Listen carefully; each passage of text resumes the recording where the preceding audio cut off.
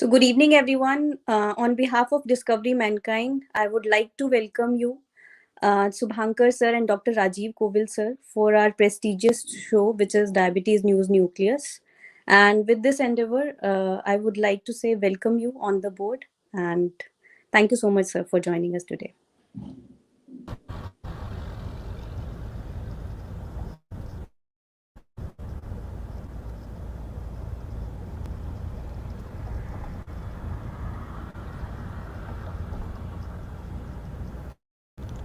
Hello everyone, I'm Dr. Rajiv Kovil. Welcome to the 13th edition of Diabetes News Nucleus, which is an effort of IJC. And our effort has always been to best in the metabolic space to you every month. And this endeavor has been supported by Mankind Pharma, and we thank them for it. The whole intention and the mission of Diabetes News Nucleus is to help to enhance your clinical skills, help you in a clinical strategies with the latest in metabolic science, and also get an expert for the month who could discuss and help you in enriching your practice. So let's have the headlines for the month today.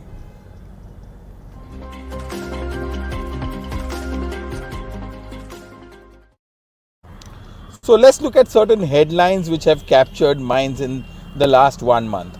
We've always known that blood pressure medications and diabetes have a sort of a connection. Some ARBs came with that so-called benefit of being metabolic sartans. But today we have data, and we have data of a meta-analysis of 19 randomized placebo-controlled trials, which show that people treated with ACE and ARBs have a lower risk of developing new onset diabetes as compared to beta blockers and thiazide diuretics. So things which we actually thought for a long time, today we have a highest amount of research to tell us that probably if we have patients who have metabolic risk factors or who are very high risk to develop diabetes, then also the treatment for their antihypertensive regimen should start with an ACE and ARB, and the relative risk of new onset diabetes was very less with an ACE and ARB as compared to beta blockers or thiazide diuretics, and also to calcium channel blockers. This 2022 is going to be the year of GLP-1s. We know that a newer oral GLP-1 is for launch in India probably in the first quarter of 22. We also know that an injectable GLP-1 for the treatment of obesity, injectable semaglutide at 2.4 milligram, is for launch in India probably by the end of 22.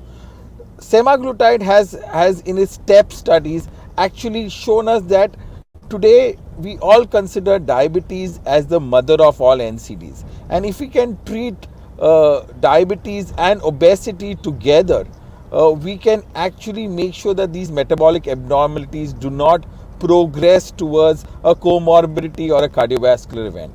Step 5, which is a clinical trial which extends favorable weight loss from 1 year to 2 years for a semaglutide as compared to placebo, and there was almost a 15% reduction in body weight. Step 8, which again compared injectable semaglutide at 2.4 milligram versus liraglutide at 3 milligram, again showed that semaglutide seems to be superior to daily liraglutide. So semaglutide, as you all know, is a once a week injectable GLP-1 at lower dosages of 0.5 to 1 milligram. It has been indicated for the treatment of type 2 diabetes. It has a labeled indication there, and a higher dose up to 2.4 milligram has a labeled indication for the treatment of obesity. So you would have treatment of diabetes and obesity with one particular drug itself in future. And GLP-1 and twin cretins, where GLP-1 has been added to GIP-1, actually shows us the future that we could actually get patients to euglycemic level without actually increasing the risk of hypoglycemia. Another very important study which came in showed us the connection between diabetes and all kinds of neurodegenerative disorders, including Parkinson's disease.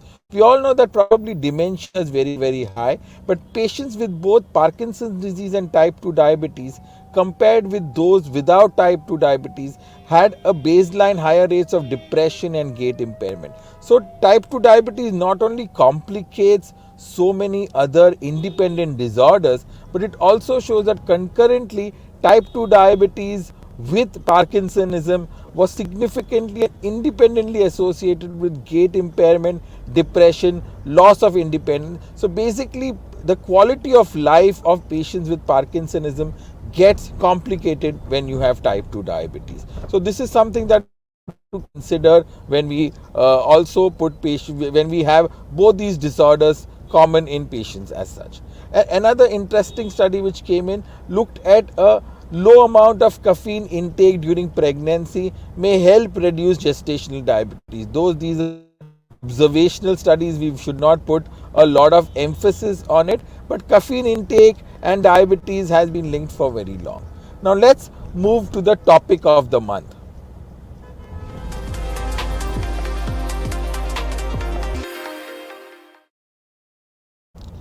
Well, the topic for today of our World Diabetes Day, and I would say this is the World Diabetes Month, is basically access to diabetes care. And let me introduce a special guest, somebody whom we all learn from, is Dr. Shubhankar Chaudhary, Professor Shubhankar Chaudhary. He's the professor and head of Department of Endocrinology at the Institute of Postgraduate Medical Education and Research and SSKM Hospital, Calcutta. He's a member of the expert committee of CDSCO, which is the Government of India body, and the founder patron of the South Asian Federation of Endocrine Society. He's also the past president of the Endocrine Society of India. Thank you, sir, for joining us. Welcome to Diabetes Nucleus, the 13th edition of us. Thank you so much for being here with us, sir. Thank you. A very good evening to all of you, all our audience. Thank you, sir. So to start off, sir, in India, diabetes and diabetes treatment has so much heterogeneity. You have one where you have the overfed getting diabetes, somewhere you have the underfed getting diabetes. You have malnutrition related deaths, you have obesity related deaths. So, sir, in this country, how do we get into structured care? What do you think, in an overview, should actually help in controlling non-communicable diseases in India? I think we as a country, as a nation, are paying more attention to non-communicable diseases over the past several years. Situation is improving, but we are not quite there. What we need is not only dissemination of knowledge amongst physicians in terms of practice guidelines or consensus guidelines for management, but we also need to set up our system so that people, even at the periphery, have adequate access to the care, and we deliver uniform treatment all across the country. Now, which will require us as individual physicians practicing at different parts, different corners, the country to fall in line with a standard sort of operating procedure, SOP, for us to do things. And then there should be the system that even in the far-flung areas of our country, people do have easy access to the care that one needs. And that is, of course, easier said than done. And as a beginning, at least, we also need to capture data, information related to our patients with diabetes, rather than just copying and pasting from whatever the Western world tells us. So this will require a continued effort all across, and especially so, I think, at the government level, lot of effort is needed.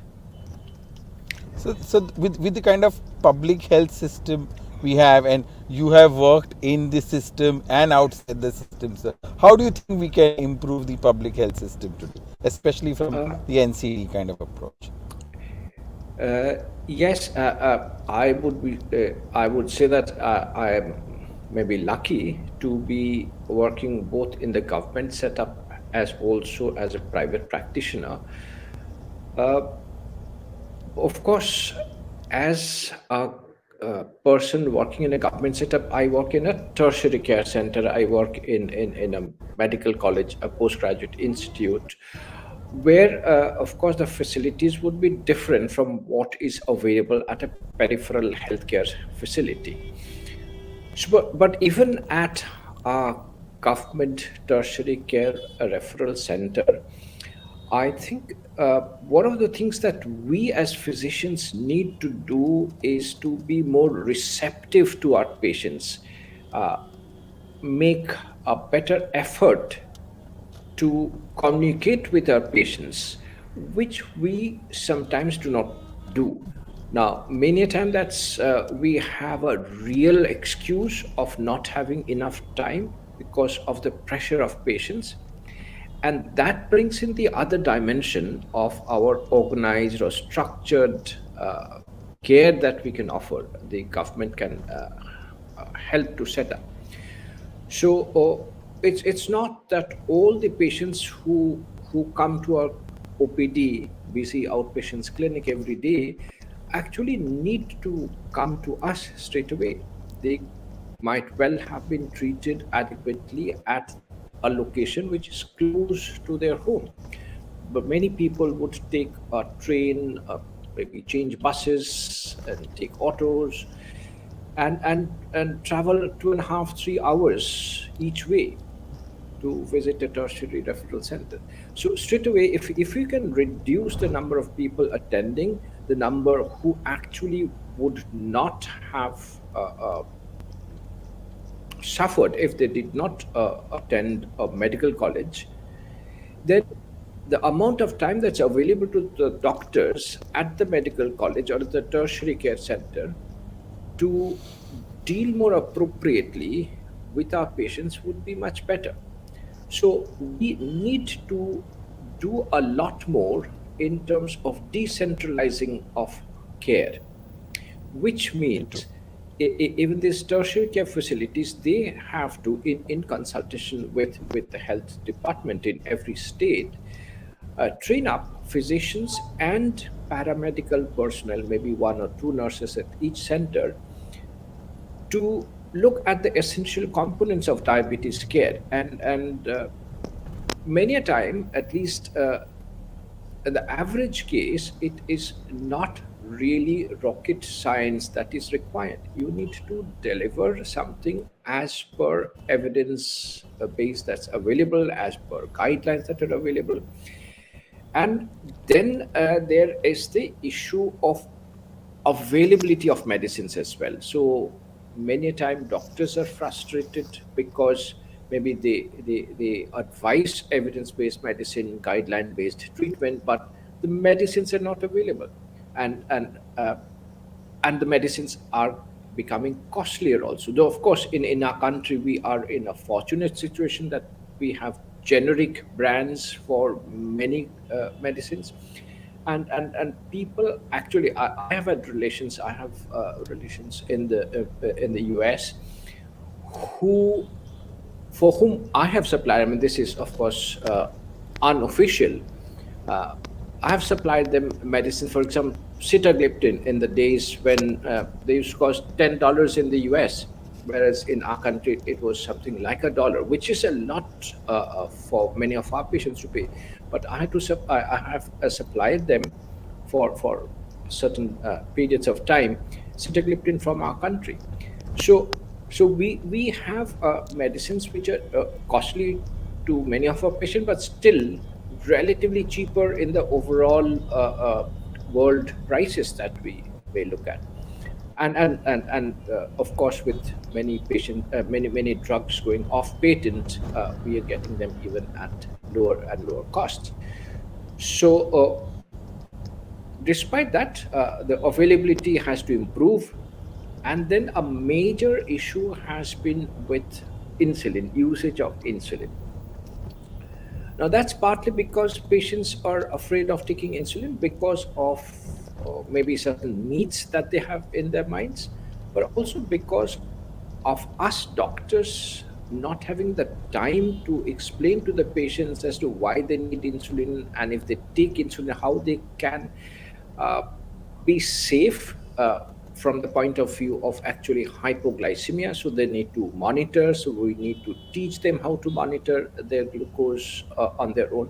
So all these require more time and effort. And so we need to build up our teams, even at the peripheral level, maybe a doctor and a nurse team, a doctor and other sort of diabetes educated team, and we are getting more and more qualified educators also coming out in different cities, and we need to make the best use of them as well, because we as physicians cannot single-handedly do everything that is required. And Rajiv, yes, yes, No, no, the other I other said that. Yes, yes. Sir, go on, sir. Please go on. no, the other issue, very important issue, is which is relatively sort of unique to the management of diabetes, is it's not just about writing or prescribing a medicine, the patient popping the pill 1, 2, or 3 times in a day. That itself is not enough. It's about a change in lifestyle as well. So that requires a lot of effort, and that requires education for the patient as well as for the family. For many a time, when we find an obese type 2 diabetes walking into the clinic, we, at least I and many of us, ask how much oil do you consume. So quite often I ask the homemaker, the spouse maybe accompanying the patient, how much oil do you consume in a month? So quite often the response is, no, doctor, we make a different dish for my husband. Uh, but overall, it has to be, I mean, and we need to understand that if the rest of the family has puris morning and evening, and if the patient is asked only to take dry chapatis, maybe he will do so for 1 or 2 days, but soon he will go on to take, he or she will go on to follow the dietary pattern of the family. So we need to change Sure. to a certain extent the dietary habits of the family itself, and there we have to take into confidence the homemaker as well. They have a very important role to play. So these are certain things that we need to uh, build into our treatment plan. The other, of course, is physical exercise. And again, here I think community, the municipality, the government has a role to play, because in Calcutta, if I ask a patient to go for a walk, so the bat comes and says, where's the space? Where do I go for a walk? Even the pavements, they are all taken up by the hawkers. You don't hardly have any space to walk. And we need to make an effort as a community to improve the care of people with Very diabetes. true. So overall, and another important area where I must admit that even I am So, not so very what successful. you're Yes, saying in a nutshell, if I put, is that the problem. yes, please go ahead. No, no, I said is that we there needs to be layers created so that you are able to see the patient who needs you the most rather than all the patients. That's something that there has to be a multi-layer system.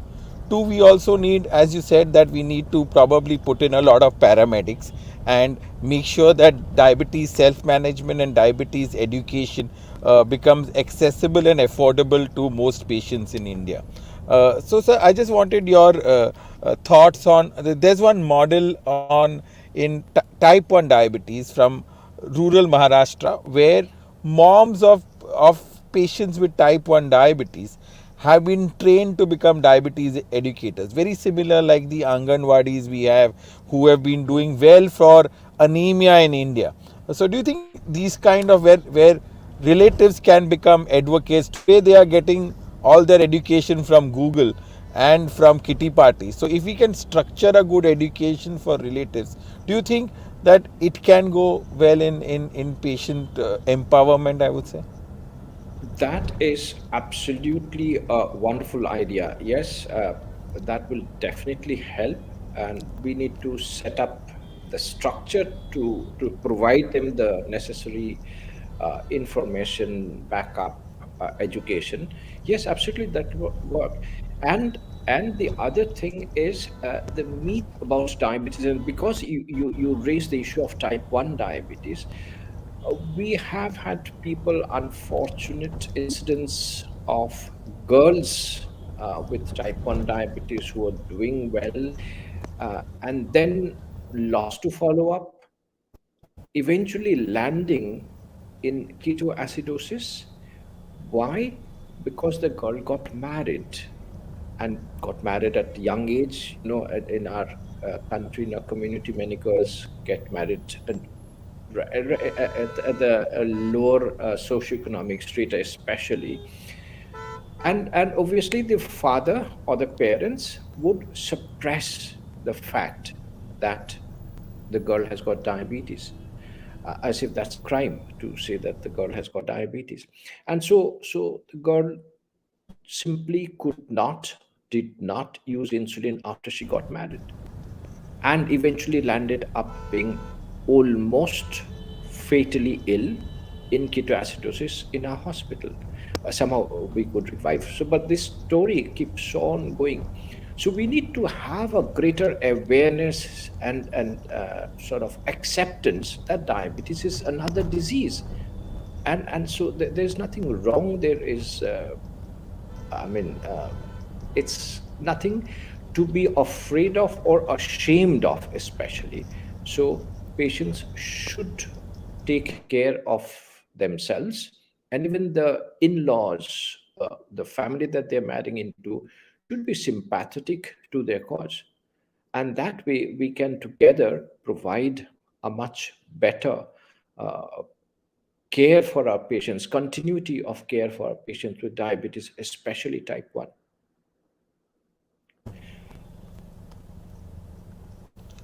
Sorry, sir, I had some network Yeah, issues. yeah, Uh, yeah. apart from this, do you think I go to two corporate hospitals and none of them are using any kind of digital EMR, while the private clinic of mine does. So digitization has not come into corporate hospitals also as far as their OPD work goes. And how do you think digital and digitization is the way forward, where we can have a lot of data coming in and you could analyze that data to see what exactly will make a difference? Do you think that is going to be the future for us? Uh, I think so. Digitization will have a definite role, especially in collecting data. And then, of course, we need to do something with the data. Just collection of data will not solve our problems. We need to respond to what we understand from the data. But that is a very important step where we are lagging behind. Uh, as you said, even in tertiary care hospitals also, it's not so widely used. Yes, there is an area which we can sort of correct, improve upon, relatively easier. However, what I would once again hark back upon is, we as physicians also need to change our mindset. We also need to be more, I wouldn't say sympathetic, but what's the other word? To be more understanding of the situation. Empathetic towards the patient, yes. Empathy, yes, yes. So empathy is something that we need to build, we need to understand, and we need to be a sort of part of the family, sort of. So these are very important. And the other issue, that to an extent, digitization of health also makes it slightly less personal. For example, the patient sits across the table, but the doctor is only looking into his or her screen, maybe not even looking at the patient. That is not good for developing a long term rapport with the patient. So, and the other important certain things that have developed during this COVID times of the last 1.5 years, more than that, is acceptance of e-consultation or telehealth, which has helped a lot of patient as well as doctors uh, in providing reasonable amount of care. But again, the physical touch also is important, I feel, in developing a long-term bonding between patient and doctor. But this has enormous potential. Digital health, which includes online consultation or even telehealth delivery. This can help us reach the remotest corners, and we know our connectivity, electronic connectivity has improved, but still we need to further improve on that, and that will really allow access to anyone from anywhere across the country to a physician, maybe even a very busy physician who would be more difficult to access physically, but electronically one may access and get the advice of. So these two areas which I think we should try and implement on a national basis. And clearly we need to have the help as well as the imagination and the effort of the government to provide more facilities for digitization and for better e-connectivity across our country. Those are definitely So, important so areas. So one issue we normally face is that patients in chronic care come to us for acute problems. They do not come to us when they have. They come to us when they have a diabetic foot or they have a urinary infection. So the whole concept of chronic care is not understood by patients. One, two, we are at least on the same page when we know which drugs to prescribe for a patient, but how do we improve the compliance? Because once he leaves our chamber, then it's up to him. There is no nudges, there is no structure, there is no loop around him. He can order telephones from sorry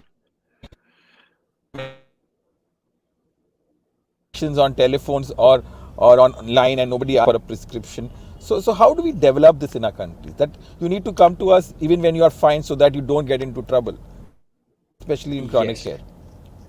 Yeah, while it's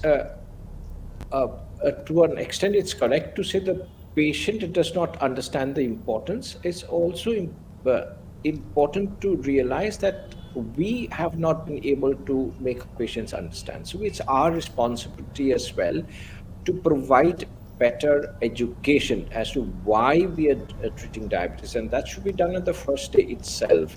That why we need to treat diabetes, not just to keep the patient free of symptoms at a given point of time, but actually to prevent the chronic complications. And in order to do that, we need to harp not only on glucose control, and glucose control is important, but even blood pressure, lipids, avoidance of tobacco, the benefits of exercise, all these need to be talked about, and the importance properly imparted to the patients. And then only, of course, not all will comply, but we need to try and reinforce that. It should be done not only on a one-to-one basis, it could be done on group sessions, and we can make use of the electronic media, the various magazines, even the print media, to help and disseminate the real sort of principles of chronic care and for a disease like diabetes. So that's also a very important area, very appropriately stressed. Yes. And another thing, sir, a lot of our patients are never worked up fully. Their HbA1cs, means we are not talking about metros, but HbA1cs, lipids, foot examinations, retina, UACR. These things are never done. There are patients whose creatinine is not done for a decade, and we see them in chronic kidney failure. So though we start off well, this layered, where you need to do certain tests even if you are all right, is not yet built into the system. How can we get that there, sir? Uh, I think here, once again, digital or electronic medical records would help to give you a reminder that this patient last had an A1C maybe even 6 months back or 1 year back. So this is the time to do it. Similarly, for urine, albumin, creatinine, or eye checkup, and whoever, ECG, whatever. So you have a prompt. So there again is another important role for digitizing and for electronic medical records, to give you a prompt. The other aspect is sometimes patients, again, because they do not understand the need, because they have not possibly been told about the requirements, they sometimes suspect that doctors are advising too many tests. I'm otherwise feeling fine. Why should I do all these tests? So that is an area where we need to have a whole lot more discussion, including dissemination of whatever we want to do and why we should do in different media, electronic and print media, which is happening. I mean, I'm really very happy that what we saw, the practice of diabetes maybe 30 years back. Yes, that's about the time maybe that I got interested in diabetes. It has changed a lot. I mean, patients' perception, patients' education, understanding, overall dissemination has improved, but there's a lot more to do because the numbers are increasing. Numbers of people with diabetes has increased manifold since those times, partly because of better screening. More number are being diagnosed because of more people reaching uh, an age which they otherwise previously may not have lived up to. So thereby increasing the chances of their being having diabetes, but of course, because of the changes in lifestyle, the urbanization, and so on and so forth. And a very important area which we do not talk of much in relation to the causation of diabetes, the why we are getting so much of diabetes, is, I think, mental health, mental peace, Mm. recreation, which is also important, I feel. I mean, maybe we don't talk about that much because it's very difficult to quantify your mental happiness or peace. The same event may stress me a whole lot more than it may stress Dr. Rajiv Kovil.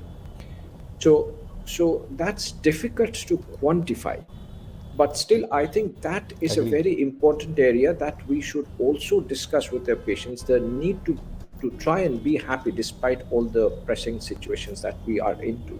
And I think one of the causes why we are seeing so much of diabetes in the country is possibly because of increasing stress, the stress of modern life. It's not only about lack of exercise, only about uh, uh, consuming more energy dense food. It's possibly also because of the stress. So we should try and address that part as well, which of course is easier said than done, but we can make a try. We should at least make our patients and the family also aware of the situation. So leisure activity, as it is said, Yes. and to be done, and patient needs to. I think culturally we are not there that we accept activity as a part of us. So patients believe that one should exercise only when you are sick, or when you have a Yeah. problem, or you are Yeah. overweight. To put exercise as a part of our culture, I hope it does happen. A very interesting question from one Dr. So he asked that doctors are very wary and scared of digitization and technology. On the contrary, the patients we treat are far ahead of us in technology. So if he's saying that we are the stumbling block for technology. If we accept technology, the patients have already accepted it in multiple other spheres of life. Sir, your take on that? I would say yes, and I in my uh, private practice still would write out a prescription rather than print out a prescription. So I possibly am a stumbling block. So yes, sometimes we assume things. Sometimes we assume things on behalf of the patient that the patient may not understand, the patient may not be able to sort of keep up pace. But yes, the generation has indeed changed a lot in terms of electronic accessibility and educability. And everyone has a mobile phone, and many patients also have a smartphone. And these also can have, you can have reminders on their phones so that they do not miss their appointments. Of course, it has got people should not feel that the doctors are just being after them for their own needs. They have to be made to feel that it is their needs that is being subserved through the doctors. So I think once again it comes down to us doctors being more empathetic towards our patients, taking time to discuss not only the immediate implications, the immediate glucose or the blood pressure that we have to deal with, but also the long term, that we are doing all this to prevent the chronic complications. So that message should be there with our patients. And of course, access is important. Not only the physical access to a doctor, because the doctor himself or herself will not be able to solve all the problems.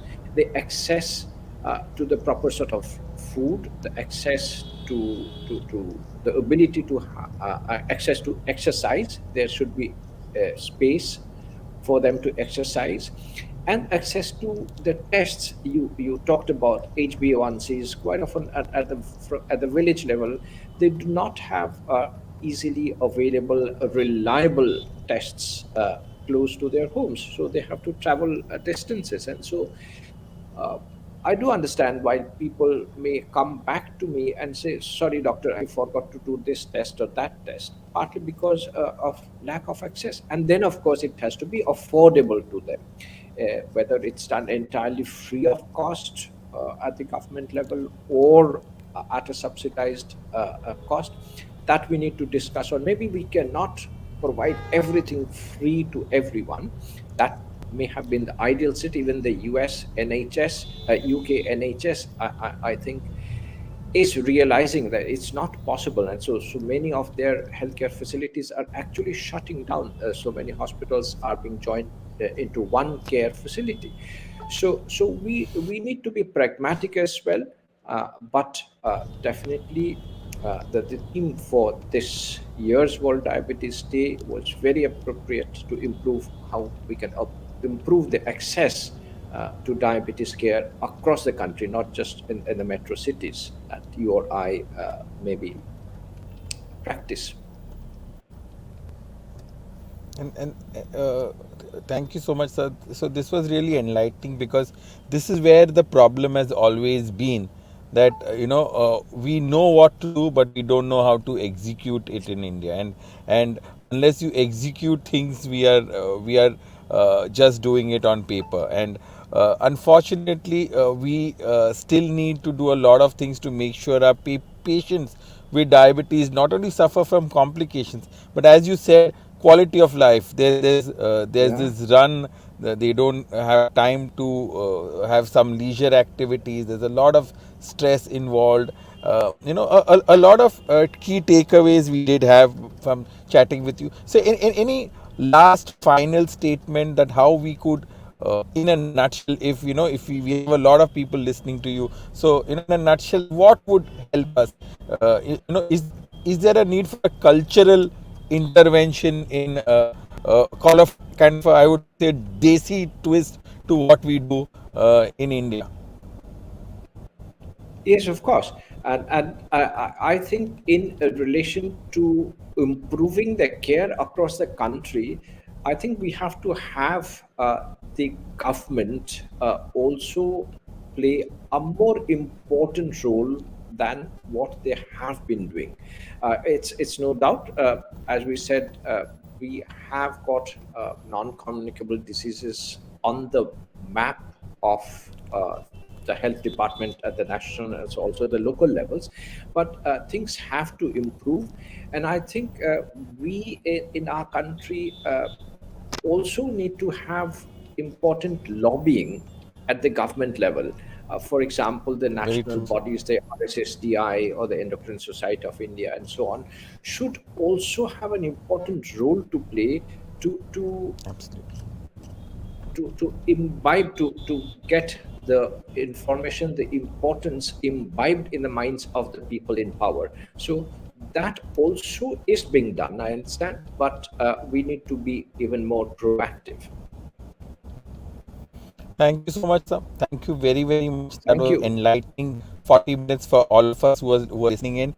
Thank you so much, everybody who listened into this 13th edition of Diabetes News Nucleus. We will be back again next month with another expert and KOL from the metabolic space who would again help us in enriching our practice. At the end, I would like to thank IJCP, Met Talks, as well as Mankind Pharma for having Dr. Shubhankar Chaudhary and me here. Thank you so much, sir. Thank you again, and hope to see Thank you you, soon Rajiv. once you're back in India. I Sure. Thank you. hand it back to the organizer. Thank you so much. Thank you.